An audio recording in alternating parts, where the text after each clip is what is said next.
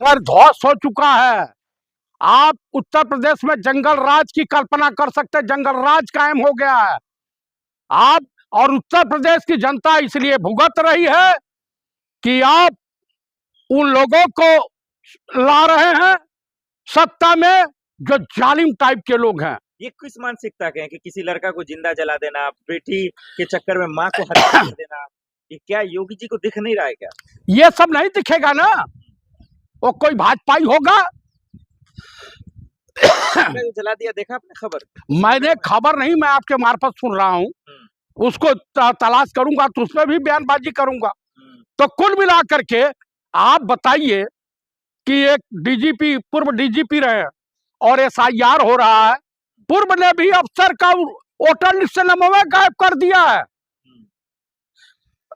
जो 71 की लड़ाई में भाग लिए थे। योगी जी कह रहे हैं भाई मेरा कानून से जो है माफिया डर रहे हैं। अमित शाह जी कह रहे हैं कि भाई देख ही रहे हैं आप, सोना चांदी लेकर आराम से घूम सकते हैं।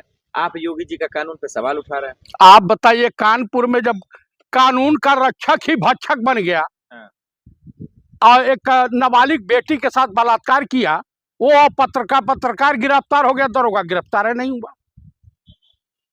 तो कानून के हरिओम वाले में कितनी गिरफ्तारियां हुई? आप मुझे बताइए, कुलदीप सेंगर के लिए अगर लोग मैदान में नहीं उतरे होते तो क्या होता? अंकिता भंडारी केस में जब उत्तराखंड की पब्लिक रोडों पे उतरी है तब सीबीआई जांच का आदेश हुआ। तो गजब का खेला चल रहा है भाई। हाथरस की बेटी को जिंदा जला दिया, अभी रोहित को जिंदा जला दिया। क्या योगी पुलिस चाहती क्या है? योगी सरकार, योगी की पुलिस वसूली में मस्त है। अब पुलिस के नाम पे धब्बा हो गई है। पहले कानून का राज हुआ करता था। आप बताइए, अब बेटियों को फूलन देवी का रूप धारण करना चाहिए। फिर हिंसा वाली बात कर? मैं हिंसा वाली बात नहीं कर रहा हूं। तो क्या कर अपनी इज्जत उठवा मैं इन भाजपाई गुंडे मवालियों से? बेटी बचा बेटी पढ़ाओ का नारा भी तो देते हैं, उन्हीं की बचाव भी तो करते हैं। अरे योगी कौन? मोदी जी ने नारा दिया था कि बेटी पढ़ाओ बेटी पटाओ। अरे वो स्लिप ऑफ टन है सर। अच्छा, रेखा गुप्ता तो बुलेट ट्रेन चला दी। अब मोदी जी उद्घाटन भी कर दिया, माननीय प्रधानमंत्री।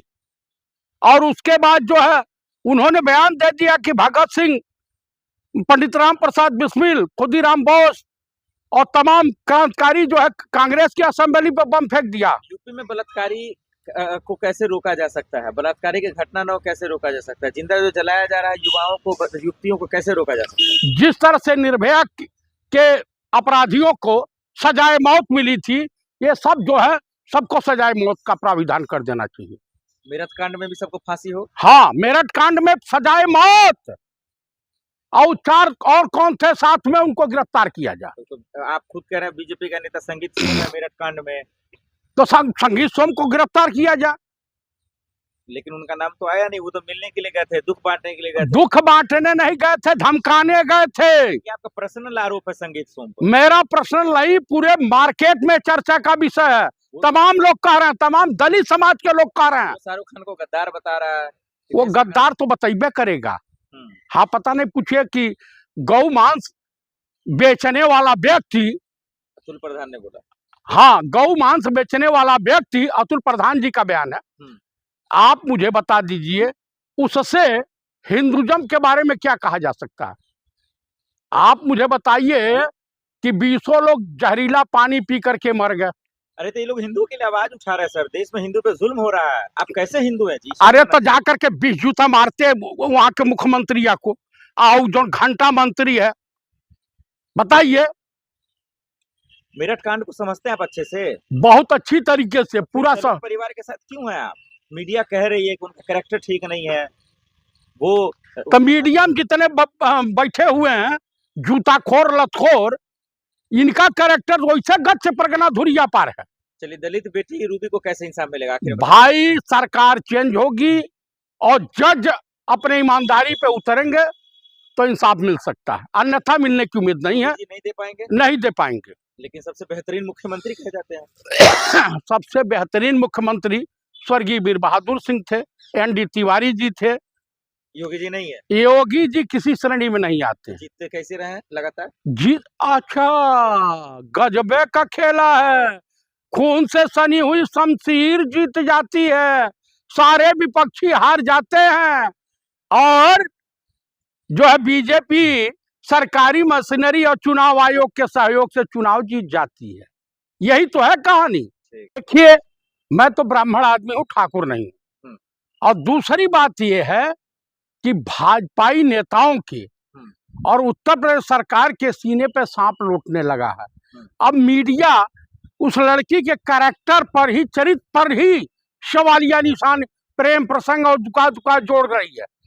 जब वो आई, अपने चाचा को देखा तो लिपट के रोने लगी, उसके बाद अपने भाई को देखा तो लिपट के रोने लगी, कोर्ट में गई तो भोकार फाड़ के रोने लगी और आप बीती सुनाया उन्होंने मजिस्ट्रेट को। उसके बाद भी पुलिस जो है नरमी बरत रही है।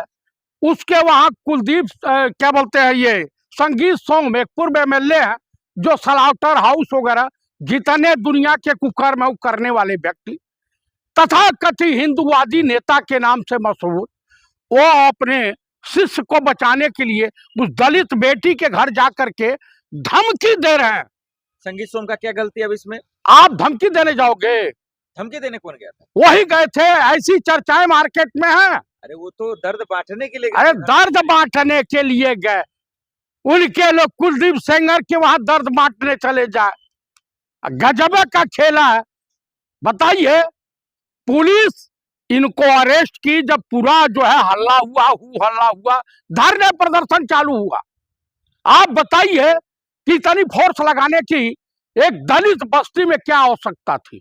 तो सियासत करने देते आप लोगों को? राहुल गांधी, प्रियंका नहीं इतनी, अरे भाई, रात में जो सरकार मिट्टी का तेल छिड़क कर हाथरस की दलित बेटी को फुंकवा दिया, उस सरकार से आप जो है इंसाफ की उम्मीद रखेंगे? अभी तक तो एक दरोगा गिरफ्तार नहीं हुआ कानपुर कांड का, जो बलात्कार किया था, कुशवाहा था। बताया जाता है कि वो उसका संपर्की है। योगी के चंगुल से कोई बचा है? चलो, बड़े गजबे का है। अकलाक वाले में सरकारें गई थी ना केस वापस लेने। उस जज को सलूट मैं करता हूं जिन्होंने उस अपील को ही खारिज कर दिया। कहा जो क्रिमिनल है, मामला लिंचिंग किया, उसको सजा दिलवा के ही रहूंगा, दे के रहूंगा। मेरठ कांड का असली हीरो कौन है? जो गुंडा है, जो माफिया है? उस कांड का असली हीरो अगर कोई है तो संगीत सोम है, बीजेपी के नेता। बीजेपी के नेता। ये पारस तो मोहरा है। ये किडनैपिंग, अब पुलिस कम से कम जो है इनको लेकर के पूछती कि भैया कहां कहां रुके, आप मुझे बता दो, लेकिन ऐसा पुलिस ने नहीं किया। ऊपर से सरकार का निर्देश प्राप्त है, विपक्षी नेता ना जा पावे दुख दर्द बांटने और संगीत सोम चले जाए।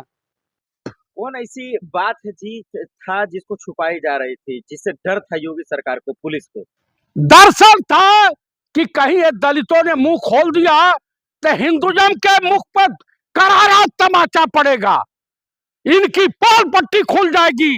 जो हिंदुज़म के नाम पर ब्राह्मणों का शोषण करते हैं, ओबीसी वालों का शोषण करते हैं, दलितों का शोषण करते हैं। कह रहे रूबी अपने मन से भागी। संगीत सोम और पारस सोम को बदनाम किया जा रहा है। ये अच्छा, ये बताइए, उसकी माँ की हत्या किसने किया? वो उसके चाचा और उसके चाची वगैरह का बयान है कि 4-5 लोग थे, हत्या में शरीक थे और लेके गए जबरदस्ती। पारस का वकील करे कुछ किया ही नहीं। भाई वकील तो सीमा हैदर का भी केस लड़ रहा है, पाकिस्तानी आईएसआई के एजेंट का। तो क्या कीजिएगा? साईं तेरे देश में भांति भांति के लोग, कुछ तो कचड़े हैं, कुछ महा कचड़ेवादी, ये सब भाजपा में पाए जाते हैं। रूबी को इंसाफ मिलेगा? तो ये बिल्कुल भाजपा सरकार में तो नहीं मिलेगा, नहीं मिलेगा, बिल्कुल नहीं। अरे जो दल बलात्कारियों के पक्ष में कठुआ में रैली निकालता हो, बिल्किस बानो के जो मुजरिम थे उनके साथ बलात्कार करने वाले, हत्या बच्चे की, अबोध बच्चे की हत्या करने वाले को पेरोल मिलने के बाद फूल मालाओं से सजाया गया। आप मुझे बताइए कि रायबरेली में ससुराल करने गए थे हरिओम वाल्मीकि, क्या नाम न्याय मिला। जब राहुल गांधी गए, कांग्रेसी उत्पात किए, तो इनके 2 मंत्री गए और वो भी कह रहे हैं कि राहुल गांधी आएंगे तुमसे मिलना नहीं है। वो दलित की बेटी ने पोल खोला, उनके घर वालों ने पोल खोला। किस तरह की धमकियां दी जा रही है। अभी धमकी रूबी को भी मिल रहा है, दलित परिवार को, कि वो सच्चाई सामने न ला दे जिससे इनका पूरा काला चिट्ठा आ जाएगा। भाई धमकी तो मिल रही है कि भैया जान से मार देंगे भाई, चूंकि आपराधिक किस्म के हिबे करे। आप बताइए, मुरादाबाद का एक ठाकुर जो है कैराना से सांसद के बारे में अभद्र टिप्पणी कर रहा था, क्या कार्रवाई की इकरा हसन के खिलाफ। वो उस